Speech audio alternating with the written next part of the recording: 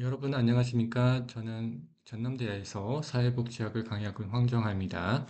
오늘 이 시간에는 복지협치의 핵심 요소와 그리고 복지협치의 모델, 그리고 광주시가 그동안 이루었던 복지협치의 성과 및 그리고 한계점, 발전 방향에 대해서 이야기해 볼까 합니다. 음, 먼저 복지협치의 핵심 요소를 말씀드리도록 하겠습니다. 먼저 장소 기반한 지역사회 토대 구축이 필요합니다. 이를 위해서는 그 문제의 현장성 있는 즉 동네 중심이라든가 마을 중심의 에, 주제에 대한 의제에 대한 발굴을 위해서 노력을 해야 하고요. 두 번째는 문제의 복잡성을 포착해야 합니다. 그리고 세 번째는 실질적 해결책을 강구해야 합니다. 그리고 무엇보다도 당사자 중심성을 확보해야 합니다. 이를 통해서 과거의 협치의 의제 중심에서 지역사회에 기반한 장소로 정책의 초점을 전환하고 지역 내의 다양한 시민들 사이에 네트워크를 형성하고 지역의 사회 문제를 해결해 나가는 경험과 방식을 축적해낼 수 있도록 해야 합니다. 두 번째, 복지협치의 핵심 요소로서 강조할 것은 관계 지향과 주민복지력 제고입니다. 어, 복지협치가 성공하려면 주민들 간의 신뢰 형성 및 관계 형성이 필요합니다. 그러한 관계 형성이 주민의 복지력으로 이어져야 한다는 겁니다. 먼저 관계 지향성입니다. 관계 지향을 하기에는 그 의제의 문제 해결을 목표를 명확히 하고 그 목표 자체가 주민들 간의 관계를 좀 더 돈독히 해야 하는 그런 지향성을 가져야 한다는 겁니다. 두 번째는 시민 간의 관계 형성을 통해서 주민들의 친밀한 관계 형성을 돕는 그런 공론회장을 만들어야 한다는 겁니다. 세 번째는 시민성 중심의 공적 주체로서 시민 스스로를 유치시켜야 한다는 겁니다. 그래서 이런 공적 주체로서 성장하는 경험을 쌓을 수 있는 기회를 제공할 필요가 있습니다. 그리고 다양한 지역사회 기반의 공론장을 제공할 필요가 있습니다.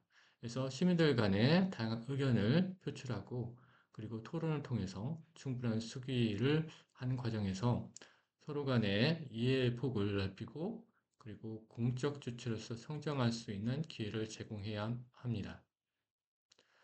다음으로는 시민 주도와 협치 행정 구현이 필요합니다. 먼저 시민 주도성이 확보가 되어야 한다는 거죠. 복지협치는 공공과 같이 파트너십을 형성해서 나아가야 하는 것은 맞습니다. 하지만 이에 대한 실적 주체는 시민이 되어야 한다는 겁니다. 그리고 이 과정에서 행정은 촉진자 역할을 수행해야 합니다.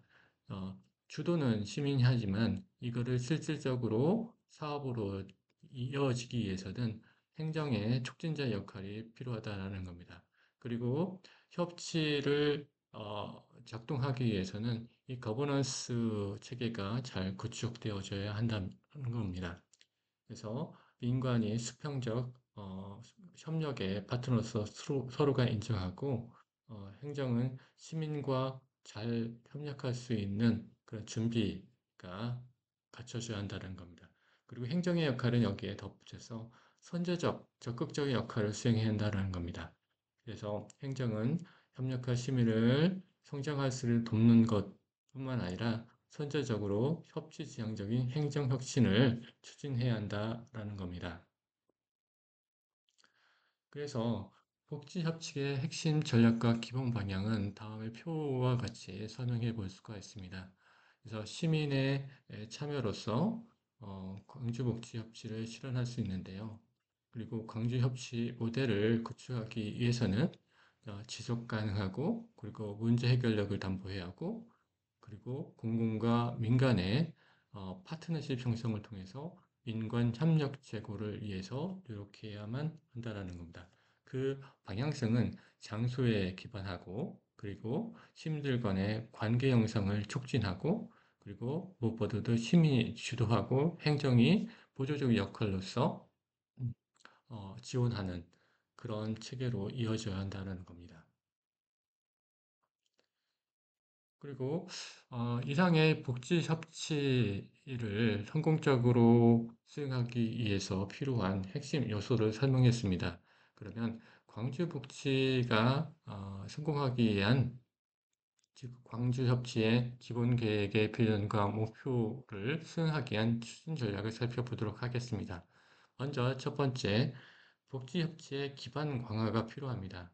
복지협치를 수행하기 위해서는 그에 필요한 물질적, 인적 기반, 그리고 재정적, 행정적 기반이 형성이 필요하다라는 겁니다. 그리고 두 번째는 지속 가능한 협치 자원을 확보할 필요가 있습니다. 그래서 시의회의 조력도 필요하고요. 지역 주민들 간의 어떤 합의된 어떤 욕구 표출도 필요하고요. 그리고 다양한 협의할 수 있는 풍토를 조성하는 것도 필요할 것 같습니다. 세 번째는 복지협치 운영의 내실화입니다. 매년간 추진되는 복지협치의 내용을 좀 체계적으로 수행하고 그 과정에서 계획과 실행과 평가가 원활하게 이루어져 가지고 지속 가능한 복지 협치를 만들어내야 합니다. 그리고 네 번째, 이러한 과정들을 성공적으로 수행하기 위해서는 복지 협치 과정에 참여하는 다양한 구성체들의 역량 강화가 필요합니다. 특히 시민사회 영역, 즉 지역 주민들이 복지 협치를 할 수 있는 기초적인 어떤 교양이라든가 또는 토론에 대한 자세라든가 그리고 복지 협치엔 기본적인 이해라든가 이런 것들을 충족할 수 있는 기본 역량 강화가 필요하다는 겁니다. 그러면 어, 지금부터는 어, 광주 복지협치 모델 개발을 위해서 몇 개의 모델 안을 살펴보도록 하겠습니다. 지금까지 광주 복지 모형은 대부분 시민 참여형 집중 민주주의에 기반한 모델이라고 할 수가 있습니다. 그래서 2015년에 중증 장애인 자립생활 지원을 위한 조례 제정 사례가 있었고요. 그리고 2016년에는 광주 북구 어린이 청소년 친화도시 추진위원회를 중심으로 해서 어린이 청소년 친화도시 지원조례를 제정한 사례가 있습니다. 그리고 2017년에는 빈곤의 대물림 차단 프로그램인 희망 플랜을 시민 투표를 통해서 우수 정책으로 채택하여 6억 원의 예산을 반영한 사례가 있습니다. 그리고 2018년에는 모든 복지관을 중심으로 해서 니트 방지 네트워크, 즉 니트 청년 기본조례 제정을 위한 시민 서명 운동을 전개하였고 이 과정에서 북구의회의 주민 발의에는 실패하였으나 북구의원 전원의 공동 발의를 통해서 조례가 제정된 사례가 있었습니다. 그리고 2019년에는 사회복지날 20주년을 기념하여 촛불과 5월의 상징인 금남로에서 시민과 복지 현장 1만여 명이 이상 참여하는 광주복지 시민총회를 개최한 바가 있습니다. 두 번째 모델인 민관정, 즉 민간과 행정과 의회가 공동으로 협력하는 협치 모델입니다. 이 사례는 몇 개의 사례들을 소개할 수가 있는데요. 2015년에 광주복지 정책예산 토론을 개최하여 이후 매년 지속되었으며 복지 현장의 정책 예산 반영을 위해서 소통 창구로 활용하게 되었습니다. 그리고 2016년에는 광주복지 현장 그리고 광주광역시 그리고 광주광역시 의회가 공동으로 주최해서 민선 6기 광주광역시장의 복지 분야 정책 동향 이행 평가 및 향후 과제 모색을 위한 광주복지 대토론회를 개최한 바가 있습니다. 그리고 2017년에는 사회복지 종사자 등 처우 개선을 위한 장미꽃 투쟁, 그리고 10월 광주복지연대 창립대회 개최, 그리고 문재인 정부 복지 분야 국정과제 대토론회 개최 등을 이루었습니다.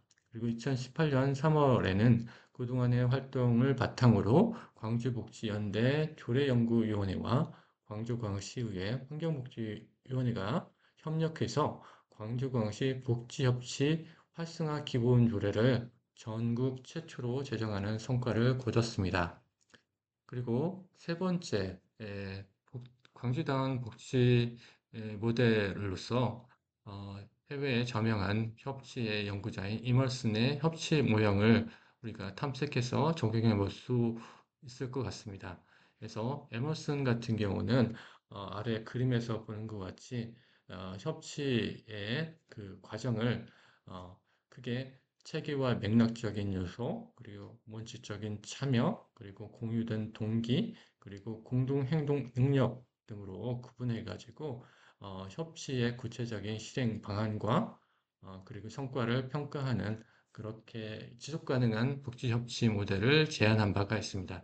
그런 것처럼 광주에서도 어, 소위 말하는 협치 역동을 순환할 수 있도록 적용해 가지고 공유된 동기와 그리고 원칙적 참여와 공동 행동 능력으로 이어질 수 있어서 지속 가능한 복지 협치 모델을 우리가 생각해 볼 수가 있을 것 같습니다.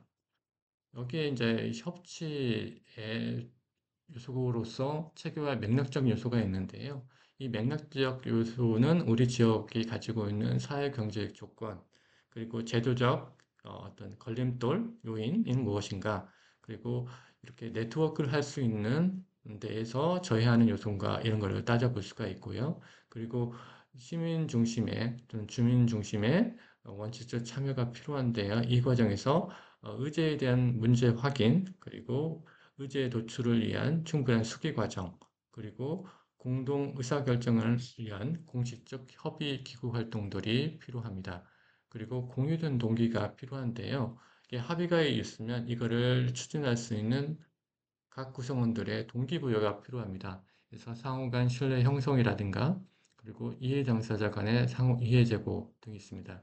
그리고 무엇보다도 공동 행동 능력을 갖춰야 할 것 같은데요. 이때는 절차적 또는 제도적 조정 노력이 필요하고, 이를 수행할 수 있는 다양한 주체들의 리더십의 발휘가 필요하고, 함께 공유된 투명한 정보와 지식이 필요하고, 다양한 자원 발굴 및 동원이 필요하다라고 볼 수가 있습니다. 그래서 이런 과정을 통해서 우리 광주복지 협치의 성과 및 과제를 살펴볼 수가 있는데요. 그동안의 성과는 먼저 제도 성과 분야에서는 총 5가지의 주요 핵심 제도 과제 개선 성과를 살펴볼 수가 있습니다. 먼저 첫 번째, 광주광역시 아동여성폭력 방지 및 피해보호 지원 조례를 제정했습니다. 그리고 두 번째, 광주광역시 아동청소년 심리지원 조례를 제정했고요. 세 번째는 광주광역시 정신건강증진 및 정신질환자 복지서비스 지원 조례를 일부 개정한 사례가 있습니다. 그리고 네 번째는 광주광역시 교육청 경계선 기능 학생 지원 조례를 제정해서 교육 현장에 있는 경계지능 학생을 지원할 수 있는 근거를 마련했습니다. 그리고 다섯 번째는 광주광역시 사회복지사 등의 처우 및 지위 향상을 위한 조례 일부 개정을 통과해서 제정한 그런 사례가 있습니다. 그리고 우수한 협치 사례로 이렇게 두 가지를 우리가 소개할 수가 있는데요. 첫 번째는 어, 영유아 차액 보육료 지원 의제를 실현했다는 겁니다. 그동안 취약계층 또는 다자녀 가정에 대해서만 차액 보육료를 전액 지원했습니다. 그러나 이제 이에 해당하지 않는 민간 어린이집이라든가 가정 어린이집 등의 정부 인건비 미지원에 대해서 이 차액에 대해서 광주광역시가 전액 지원하는 그 차액 보육료 지원 의제를 실현한 바가 있고요. 이를 통해서 광주광역시는 영유아 부모의 아이 키움에 대해서 지역 공동체가 함께 돌보는 그런 아이 키우기 좋은 광주 만들기 환경 조성에 크게 기여했다라는 그런 효과가 있었습니다. 두 번째는 국립 광주 청소년 디딤센터입니다. 어, 청소년 디딤센터 같은 경우는 뭐 주의력 결핍 및 과잉 행동 장애라든가 우울, 불안 등 있는 청소년, 즉 9세에서 18세의 청소년에게 기숙형 치유센터를 건립해서 그에 해당하는 다양한 상담 및 치료 관련한 서비스를 제공하는 시설입니다. 현재는 경기도 용인과 대구 그리고 대구에 설치되어 있고요. 그리고 광주광역시와 그리고 익산이 차후 설립하고 건설돼서 관련한 서비스를 제공할 예정입니다. 어, 광주시가 능동적으로 국회 및 다양한 정치권에 의견을 전달해서 호남권 청소년 드림센터를 유치하는 데 성공한 그런 사례입니다. 그러면 광주복지협치가 개선되기 위해서는 좀 더 발전적으로 나아가기 위해서 필요한 사항들을 몇 가지 설명드리도록 하겠습니다. 첫 번째, 차별화된 복지협치 모델의 개발 및 시행이 필요하다라는 겁니다. 먼저 광주 같은 경우는 역사적 유산과 미래적 가능성을 모색하는 광주다운 차별화된 복지 모델 개발과 시행이 필요하고요. 그래서 기존에 시행하고 있는 서울시라든가 경기도와 같은 광역지자체와 그리고 광명시, 통영시 등과 같은 기초지자체 그리고 해외의 관련 사례들을 공유하는 보편적인 요소 외에도 광주가 보유하고 있는 민주적 시민 역량의 역사적 경험을 토대로 이들과 차별화된 복지협치의 모델을 개발 및 지속 가능한 음, 시행이 필요하다라는 생각이 듭니다. 그리고 광주복지협치가 좀 더 발전적으로 개선되기 위해서는 민관정 복지협치를 활성화를 위해서 각 참여 주체가 필요한 역량 강화를 위해서 노력할 필요가 있습니다. 이를 위해서 크게 세 가지 사업이 추진될 필요가 있는데요. 교육과 연수 과정을 마련해서 어, 참여하는 주민 및 전문가, 공직자 이들에게 협치를 필요하는 어떤 관련 소양들을 충분히 갖출 수 있는 교육과정 및 연수과정을 마련해서 제공될 필요가 있습니다. 두 번째는 협치에 관련한 기본 교재를 개발해서 제공할 필요가 있습니다. 협치 과정에 참여하는 공무원 또는 전문가, 시민들이 자율적으로 학습할 수 있는 협치 기본 교재 개발 및 제작도 필요해 보입니다. 세 번째는 종합적 지원 추진이 필요한데요. 시민사회 활성화를 위한 먼저 종합적 계획 수립과 협치 활동의 홍보 지원, 그리고 네트워킹 사업 지원, 그리고 청년 및 여성 협치 공유 활동 경험 지원 등 다양하게 지원이 제공될 필요가 있습니다. 그리고 광주복지 협치 운영 개선을 위한 제언입니다. 지속 가능한 복지 협치를 운영하기 위해서는 단계적인 관점이 아니라 장기적 관점에서 다양한 지원 체계 조직을 어, 구성하고 구축하고 이를 지속적으로 강화할 필요가 있습니다. 그리고 이런 협치를 추진할 수 있는 백본 조직이라 할 수 있는 중간 전단 조직을 어, 안정적으로 운영할 필요가 있습니다. 그리고 그를 위해서는 다음과 같은 사항들이 충족되어져야 할 것 같습니다. 먼저 전담 조직의 자율성 보장이 필요합니다. 그래서 지자체 행정의 공공정책을 대행하는 역할을 넘어서 행정과 다양한 시민 및 시민사회 조직 사이에 복잡한 지역 문제에 대한 올바른 중재자로서 역할을 수행할 수 있도록 전담 조직의 자율성 보장이 필요하고요. 두 번째는 복지 협치가 지속 가능한 모델로 유지 발전할 수 있기 위해서는 그 사업을 계획하고 총괄할 수 있는 백본 조직으로서 전문적 행정 역량과 심의를 조직하고 숙지할 수 있는 협치 기본 역량을 촉진하고 관련 필요한 예산을 확보하고 그 확보된 예산을 통해서 다양한 협치 관련한 기획 사업들을 추진할 수 있는 총체적인 조직적 지원이 필요하다라는 겁니다.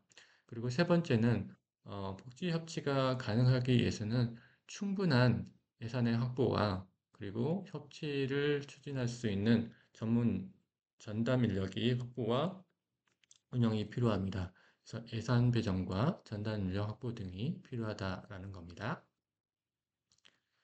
그리고 광주복지협치가 또 개선되기 위해선 다른 제언입니다. 다수의 광주 시민이 참여할 수 있는 기재를, 메커니즘을 다각도로 마련할 필요가 있습니다. 먼저 실질적 시민 참여를 보장해야 합니다. 그리고 다양한 홍보 노력을 통해 가지고 광주 시민 누구나 소외되지 않고 그 과정에 참여할 수 있는 어, 그런 장치들이 마련될 필요가 있습니다. 그리고 쌍방향 소통 플랫폼을 구축해서 복지 광주복지 의제라든가 그리고 시민들이 발굴한 사업들이 복지 의대로 포함될 수 있도록 쌍방향으로 소통할 수 있는 플랫폼을 안정적으로 구축해서 제공될 필요가 있습니다. 그리고 시민교육, 그리고 리빙맥 등과 같은 시민연구 모임 지원이라든가 체계적인 교육 학습 프로그램 등을 지원하여 운영하여 구성원들의 협치 역량을 강화할 필요가 있습니다. 그리고 광주업체가 안정적으로 추진하기 위한 추진 동력을 확보할 필요가 있는데요. 먼저 어, 어, 복지협치위원회를 통해서 발굴된 의제에 대해서 구체적인 실행으로 이어질 수 있도록 그 안정적인 추진 동력을 확보할 필요가 있습니다. 그러나 지금 이제 국지협치위원회가 운영되는 과정에서 이러한 동력이 많이 상실되고 있다라는 것이 좀 느껴지는데요. 그래서 이런 추진 동력이 상실되지 않고 지속적으로 기능할 수 있도록 노력해야 한다라는 겁니다. 두 번째는 역동적 메커니즘 조성이 필요합니다. 그래서 하나의 유기체와 같이 광주협치가 그 역동성이 끊임없이 형성되고 확장될 수 있도록 역동적 메커니즘을 구축할 필요가 있습니다. 그리고 앞서서 설명했던 에머슨의 협치 모델과 같이 광주형 복지 모델도 다양한 요소들을 충분히 고려해 가지고 선순환 과정을 통해서 복지 협치가 끊임없이 성장할 수 있도록 만들 필요가 있다라는 겁니다. 그리고 이 협치 동력이 필요한데요. 협치 동력은 광주 협치가 중간중간에 부침이 없이 지속적으로 성장할 수 있는 하나의 그 케이털리스트, 추진체 역할을 한다라고 보시면 될 것 같습니다. 그래서 이 협치 동력이 제대로 작동하기 위해서는 먼저 다양한 요소들이 고려가 되어져야 할 텐데요. 먼저 협치를 둘러싸고 있는 우리 지역 사회를 둘러싸고 있는 다양한 환경 체계에 대한 고려가 필요할 것 같습니다. 그리고 이런 환경 체계에 대한 고려 외에 그 기반에서 구체적인 행동 전략을 수립할 필요가 있고요. 그리고 지역 사회가 긍정적으로 변화하고 유지될 수 있는 그런 부분들을 생각하고 끊임없이 이런 협치 동력이 생성될 수 있도록 여러 과정들을 유기적으로 연계할 필요가 있다라는 겁니다. 어, 그리고 민관 협치를 성공적으로 또 추진하기 위해서는 어, 재량과 권한을 공유가 일상화되어야 할 필요가 있습니다. 민관 협치의 핵심은 정부의 재량을 동일하게, 공평하게, 공유하게 하는 겁니다. 그래서 이 과정에서 필요한 게 행정조직에 관련한 준비, 그리고 민관 파트너십의 형성 및 제공, 그리고 다양한 재량의 어, 문턱 없이 공유하는 그런 체계가 필요하다라는 겁니다. 그래서 민간 협치의 단점이 작을 때는 재량을 공유하고, 단점이 크다라면 재량을 잡고 있어야 한다라는 기본 전제를 잊지 말고 시행해야 한다라는 겁니다.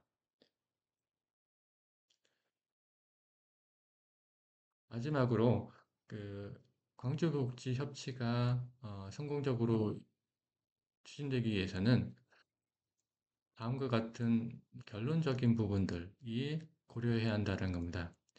더 잘하기 위해서는 협력하는 것이 복지협치의 결론이다라는 점을 간과해서는 안 됩니다. 가장 근본적인 질문인 것 같습니다. 먼저 민관 협치를 하는 이유를 분명히 상기시켜야 합니다. 민간 협치는 우리 시민 사회라든가 주민들이 가지고 있는 공동의 지역사회 목표를 달성하기 위해서 이 협치를 가동하는 겁니다. 그래서 민간 협치를 하는 이유를 각 구성원들이 다시 한번 근본적인 질문을 함으로써 환기시키는 그런 작업이 필요하고요. 그리고 문제를 해결하고 더 나은 결과를 도출할 수 있다라는 확신을 가져야 합니다. 협치 과정을 통해서 우리가 그동안 부닥치지 못했던 새로운 문제에 대해서 새로운 창의적인 문제 해결 방안들을 도출해 가지고 시행한 성과 경험을 통해 가지고 각각의 문제 해결을 우리가 공공만으로는 해결하지 못하거나 민간만으로 해결하지 못하는 것들을 공공과 민간 다양한 시민사회들이 머리를 맞대고 충분한 수기 과정을 통해서 이걸 해결할 수 있는 경험치를 형성할 수 있다는 겁니다. 그리고 더 좋은 결과를 위해 더 많은 자원이 확보가 필요합니다. 지금은 협치에 대해서 광주의 시민들이라든가 또는 행정이라든가 광주의회의 관심과 이런 거가 아직은 부족합니다. 그래서 더 나은 협치의 가시적 성과를 위해서는 시민사회라든가 정치권이라든가 행정에 더 많은 관심과 그리고 자원을 확보해서 제공할 필요가 있다라는 겁니다. 이상의 내용들을 종합해 보면 더 나은 복지 협치를 위해서는, 즉 성공적인 복지 협치를 위해서는 더 나은 결과 그리고 더 나은 자원을 확보하기 위한 합리적이고 체계적인 접근법이 필요하고, 그리고 민간 협치를 그런 과정을 통해서 어, 진행되어져야 한다는 부분들을 어, 각 구성 주체들은 확신을 가지고 지속적으로 시행해야 한다는 겁니다. 이상으로 어, 복지협치의 핵심 요소와 그리고 광주광역시의 협치 모델 그리고 발전 방향에 대해서, 그리고 성공적인 협치 운영 모델 수행을 위한 개선 방향에 대해서 몇 가지 살펴봤습니다. 시청해 주셔서 감사합니다.